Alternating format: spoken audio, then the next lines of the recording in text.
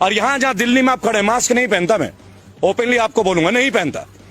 और लगभग 3 करोड़ से ज्यादा लोगों से मिला हूं, वर्क कर रहा हूं कोरोना के ऊपर भी, एक से एक वर्ल्ड के फेमस डॉक्टर्स के साथ बराबर। अगर है कोरोना तो बंगाल में रैली क्यों हो रही है? अगर था कोरोना तो बिहार में रैली क्यों हो रही है? और अगर अब भी कोरोना है तो तमिलनाडु में क्यों हो रहा है? तब इनके नहीं, अमित शाह जी मास्क पहनते हैं क्या? अंजना सिंह पहनती है क्या आज तक में? ये रूल हम जैसे सिविलियंस के लिए 2000 रुपए का चालान गाल पे चाटा नहीं लगता?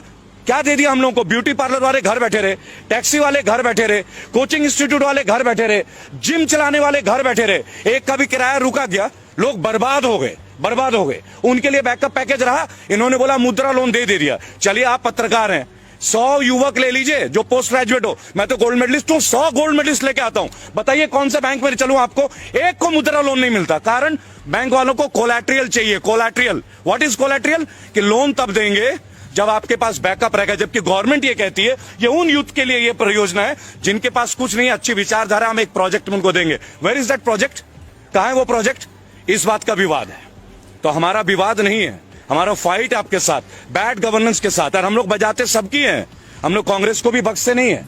मैं आपको बता दूं, अगर राहुल गांधी में ही दम होता, उनमें ही क्वालिटी होती, तो हमें इनको थोड़ी झेलना पड़ता, अच्छे दिन का जुमला थोड़ी सहना होता। उन्होंने भी वही किया, इन्होंने भी यही किया। और आज अगर कुछ कोई अच्छा कर रहा है, अगर मैं अभी बोल दूं राहुल गांधी अच्छा है तो कांग्रेस का चमचा, अगर मैं अभी बोल दूं केजरीवाल बिजली दे रहा है तो उसका दल्ला, यही तो इनके पास रह गया। केवल आईटी की वॉर है हम लोगों के साथ, आईटी। और अब जो आपने बोला ना सोशल मीडिया, क्या हो जाएगा सोशल मीडिया में? रोक दोगे तो क्या होगा? बोलना बंद कर देंगे। अरे जिस रोड पे खड़े होंगे ना, वहां हजारों लोग खड़े होंगे, जुबान भी बंद कर दोगे क्या? जुबान बंद कर दोगे? अनुराग ठाकुर नहीं बोलते हैं गोली मारो, मार दो गोली भाई, गद्दारी तो दिखा दो। अरे गद्दार को तो जीने का हक ही नहीं है। आपके लोगों में अनुराग ठाकुर कौन से गाड़ी में घूमते हैं जी? और परिवारवाद की चर्चा, राजनाथ सिंह का बेटा कौन है? मैं गौतम बुद्ध नगर में रहता हूं, राम राज्य में, जहां बोलना मना है, आपकी जानकारी के लिए मैं वहीं से बजाता हूं। कौन है पंकज सिंह? राजनाथ सिंह का बेटा। वहां के एमएलए कौन थी? विमला बाथम। कहां की थी? बेस्ट एमएलए थी। उनको हटा के राजनाथ सिंह के बेटे को टिकट दे दिया जाता है। परिवारवाद नहीं है? तब मुलायम सिंह याद आता है आपको, तब लालू याद आता है। Rules has to be made not biased for all, one for all for one. अब देखिए 12 करोड़ लोग हमारे फाउंडेशन से जुड़े हैं। इस साल के अंत तक 25 करोड़ का टारगेट है, और 2022 यूपी और 2024 पूरे देश में। लेकिन कोई पार्टी को सपोर्ट नहीं करेंगे। ओपनली हमने एक बात बोला है, जो भी कैंडिडेट क्राइम फ्री हो, जिनके ऊपर मुकदमा नहीं हो, औरतों के प्रति गंभीर केस ना हो, जिन्होंने छात्र में नेता कभी भी कोई काम किया हो, या जो अनएजुकेटेड हो, अपनी गली मोहल्ले का, उन सब लोगों को हम फाइट के लिए तैयार हैं। रेबल फाउंडेशन उनके लिए तैयार है। 97 केसेस लड़ रहा हूं, विनिंग रेट 100% है। आज तक हारे नहीं है जिस केस को उठाया है लीगली। अब ये चौथा केस है। अब देखिए इनको आरटीआई से हराएंगे, आज चौड़े में हराएंगे, इनको जवाब तो देना पड़े। आज किसान आंदोलन में 200 से ज्यादा लोगों ने शहादत दी है, 200 से ज्यादा लोगों ने। उनके लिए किसी को समय नहीं मिल रहा है, लेकिन राष्ट्रपति महोदय को इस कोरोना काल में एक स्टेडियम का अनावरण करने का समय मिल रहा है। और आप वो दौर देखिएगा किस तरीके का, मास्क पहन के लोग जा रहे हैं, स्टेडियम का नाम रखा जा रहा है, अंबानी कॉर्नर भी है, अडानी एंड भी है। ये भी आपको बता देना चाहूंगा। एक सवाल लोगों के मन में केवल ये रह गया, 23 तारीख को मैं कलकत्ता था, मुझे पता चला कि माननीय मोदी जी भी कलकत्ता पहुंच रहे हैं, तो मैं शहीद मीनार में था, मेरी वहां कॉन्फ्रेंस थी, और नेताजी सुभाष सेना के लोगों ने मुझे इन्वाइट किया था।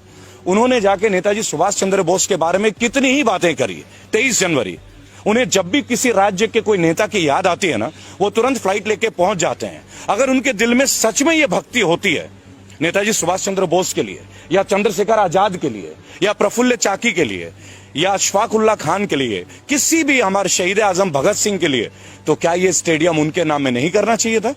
अगर वो ये करते तो हमें ये लगता कि नहीं, ये राजनीतिज्ञ नहीं है, ये नेशनल लीडर है।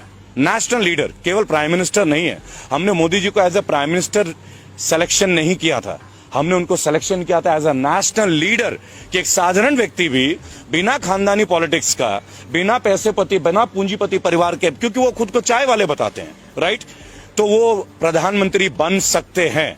क्या फर्क रहा जब 2010 से पहले मायावती जी ने दलित प्रेरणा स्थल में अपना स्टैचू लगाया था, अपनी प्रतिमा लगाई थी। उन्होंने लोगों से आह्वान किया था कि मुझे पूजो, मुझे पूजो, ये कहा था। लेकिन तब यही लोग थे जो विरोध करते थे। आज इनको क्या हो गया भाई? आज आप अपना नाम की पूजा नहीं करा रहे? क्या इस वक्त उनकी उतनी उम्र हो गई है? अब बहुत जल्दी आप ये भी देखेंगे कि भारत रत्न आपको ना मिल जाए, क्योंकि जिस देश में मौजूदा प्रधानमंत्री के नाम पे स्टेडियम होता है और उसका अनावरण मौजूदा राष्ट्रपति करते हैं, तो कहीं ना कहीं सबको टेंशन होती है। महंगाई पे देखिए, देश के असली मुद्दे इस वक्त स्टेडियम नहीं है। देश का असली मुद्दा अगर आप देखना चाहें, कोई भी नेशनल मीडिया जो हमारी बेसिक मुद्दे उन पे चर्चा नहीं कर रहा है। क्यों ना चर्चा करे महंगाई के ऊपर, क्यों ना चर्चा करे बेरोजगारी के ऊपर। ये वही जगह है जहां हमने प्रोटेस्ट किया था 14 तारीख को, और ये वही जगह है जब 22 तारीख को लाठियां भांजी गई एसएससी जीडी के बच्चों के लिए। क्या दोष है उनका? 50 लाख लोगों ने फॉर्म भरा, 50 लाख लोगों ने। 100 रुपए का फॉर्म था, अरबों रुपए कलेक्शन होते हैं। देश का सबसे बड़ा घोटाला है। कौन कहता है कि सरकार घोटाला नहीं करती? सबसे बड़ा घोटाला है फॉर्म घोटाला। अरबों रुपए कलेक्शन करते हैं आप टेस्ट के नाम पे, फॉर्म के नाम पे। और खुद नित्यानंद राय जो राज्यसभा के मंत्री है, वो कहते हैं कि 1.25 लाख वैकेंसी है, तो 54,000 को क्यों ले रहे हो? जिन लोगों ने रिटर्न टेस्ट दे दिया, मेडिकल टेस्ट दे दिया, फिजिकल टेस्ट पास कर दिया, और कोई टेस्ट बचा ही नहीं, इसके ऊपर कौन बात करेगा? क्या राष्ट्रपति महोदय को मैं ज्ञापन देने गया था, आपकी जानकारी के लिए 14 तारीख को राष्ट्रपति महोदय का मैंने ज्ञापन दिया है एसएससी जीडी के अभिभावकों के साथ, उनके बच्चों के साथ। मैं स्वयं था। प्रत्यक्ष प्रमाण को आवश्यकता नहीं कि आपको इस पुख्ता सबूत दें। क्यों नहीं उनके बारे में बात हो रही है? केवल एनडीटीवी को छोड़ के कोई क्यों नहीं दिखा रहा है, या यूट्यूबर्स को छोड़ के कोई क्यों नहीं दिखा रहा? और कल से ओटीटी और हमारे यूट्यूब के ऊपर भी पाबंदियां शुरू हो रही है। पता है ये सब क्यों हो रहा है? वो कहते हम कांग्रेस मिटा देंगे, वो कहते हम ये मिटा देंगे। अरे आपको मिटाने की क्या जरूरत है भाई?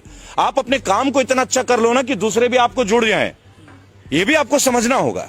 आपका काम सर्वश्रेष्ठ होना चाहिए। अगर आप दूसरों को खत्म करने में सर्वश्रेष्ठ हैं, तो इसका मतलब है आपको काम करने का आदत ही नहीं है। देखिए, ministry of finance, Anurag Thakur ji के इतने बड़े बड़े स्टेटमेंट थे। आज से 3 दिन पहले आप गूगल पे देखें, चाइना की कंपनीज को 50 प्रोजेक्ट को अब यस सिग्नल मिलने वाला है। ऑफिशियल है, मैं आपको कोई भी मनगढ़ंत बातें नहीं बताता। अब ये 50 जो प्रोजेक्ट है, परियोजना है, उधर गलवान घाटी में हमारा चल रहा है। पिछले 1 हफ्ते से आप देख रहे होंगे कि चाइना के अधिकारी निरंतर हमसे बात कर रहे हैं। क्यों बात कर रहे हैं भाई? हम क्यों बात कर रहे हैं उनके साथ? हम वास्तविक जो नियंत्रण रेखा है उसके ऊपर हमें बात करने की आवश्यकता क्या है? जो हमारा है वो तो हमारा है ना, इसके लिए हमें बात करने की क्या जरूरत है? अंतर्राष्ट्रीय लाइन ऑफ एक्चुअल कंट्रोल और लाइन ऑफ कंट्रोल ये आज से तो है नहीं, कोई आजादी के वक्त से है ना। ब्रिटिशर्स ने इस लाइन को खींचा था, तब हमने माना था। और उसके बाद आप बात कर रहे हैं, और फिर अभी बीच में आ रही है 3 दिन पहले कि चाइनीज कंपनी को 50 परियोजनाओं को ग्रीन सिग्नल मिलने वाला है। अनुराग ठाकुर का है जी, आप देख लीजिएगा, टाइम्स ऑफ इंडिया में देख लीजिए, ट्रिब्यून में देख लीजिए। मेरा केवल एक तात्पर्य है इन सब मुद्दों के दौरान कि देश में स्टेडियम का नामकरण हो रहा है मौजूदा प्रधानमंत्री के नाम पे, और उनका अनावरण कर रहे हैं मौजूदा राष्ट्रपति। वो राष्ट्रपति महोदय जिनको 200 लोगों की शहादत पे वक्त नहीं मिल रहा है, वो राष्ट्रपति महोदय जिनको मुरादनगर में एक, आप बोलते हैं ना कि हम प्राइवेटाइज का विरोध क्यों कर रहे हैं, आपको उदाहरण देंगे कि क्यों हम लोग उदाहरण दे रहे हैं कि आपको सरकारी संपत्ति आप क्यों बेच रहे हैं, उसके ऊपर उदाहरण है। आज से महज 1.5 महीने पहले मुरादनगर में एक परिवार का अंतिम दाह संस्कार था।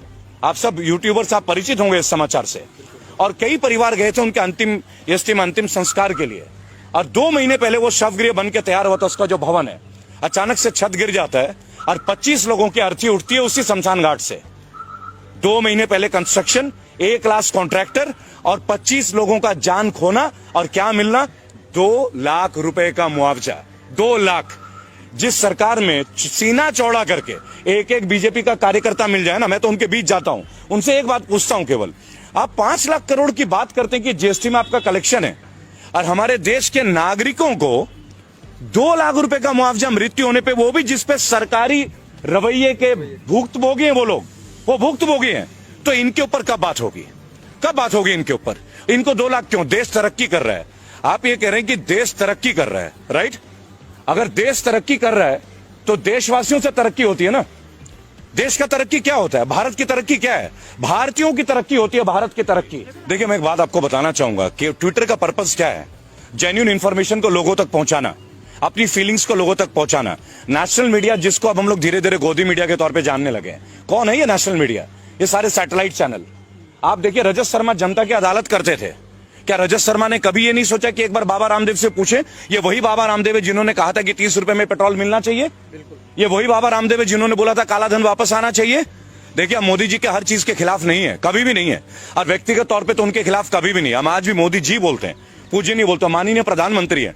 लेकिन अगर आपकी पॉलिसीज हमें तोड़ती हैं, अगर आपकी पॉलिसीज से लोगों का बेरोजगार का स्केल आउट डाउन हो रहा है, तो क्वेश्चंस तो उठेंगे, सवाल तो उठेंगे। और अगर आप में क्षमता है, आपके मंत्री में क्षमता है, तो आप उन सवालों का हमें जवाब दे दें। आप हमें जवाब दे दीजिए, हम संतुष्ट हो जाएंगे। आप हमारे सवालों का जवाब नहीं दे रहे, आप आरटीआई का जवाब नहीं दे रहे। जो आरटीआई, देखिए सबसे बड़ी बात क्या है, हमारे पास एक पावर था, राइट टू इंफॉर्मेशन। मैं खुद एक आरटीआई एक्टिविस्ट हूं। आज आरटीआई के जवाब मुड़ के नहीं आते, मुड़ के नहीं आते। क्यों नहीं आते भाई? ये किस तरह का गवर्नेंस है जहां आरटीआई के जवाब हमें नहीं मिलते? आप कैसे जानेंगे कि एसएससी जीडी, ये जो 1.25 लाख लोग हैं, physically fit, medically fit, written test pass, और कोई एग्जाम नहीं है। 3 इयर्स पहले इनका टेस्ट हुआ 2018 में। इसी तरह लोको पायलट के बच्चे इंतजार कर रहे हैं, 10,000 से ज्यादा बच्चे। यूपी पुलिस की भर्तियों के लिए निको पार्क लखनऊ, जहां मैं अब जाने वाला हूं, वहां लाठियां मिल रही है।